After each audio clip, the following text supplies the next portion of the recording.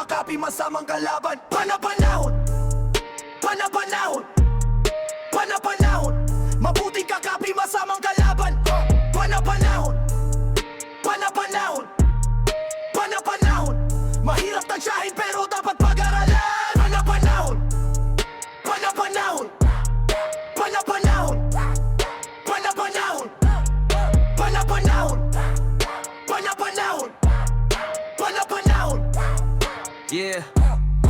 Ibang klase kakampi, di ka mapipigilan kahit sino pang kumalaban. Isama mo na buong bansa o bayan. Yun nga lang ang panapanahon, mahirap tikuhan. Marami nang sumablay na siya ay sukatin sa huli sila ay umuwing luhaan. Narinig nyo na at nabasa sa iba't ibang sulatin. Lahat ng bagay ay may kanya-kanyang panahon na dapat nating igalang at unawain. May mga sitwayong dapat ka nang isa lang, di na dapat ipagpabukas dahil dumating na ang tamang oras. Merong mga nagpupumilid dahil nag-aalang sila'y handa na, pero nung tinimbang ng panahon, bigat nila'y kulang pa. Maraming dahilan na sa kasalukuyan di mo maiintindihan. Kailangan din magpalipas ng panahon para sugat maghilom at puso'y bumukas at mga rason ay mapakinggan. Kung saan nasusulat, saan mo mababasa.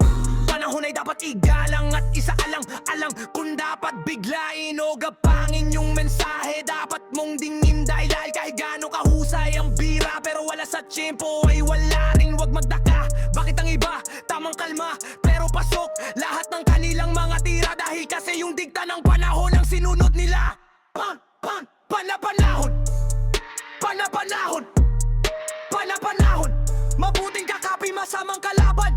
Panapanahon, panapanahon, panapanahon. Mahirap tansyahin pero dapat pag-aralan. Panapanahon, panapanahon, panapanahon, panapanahon, panapanahon, panapanahon, panapanahon.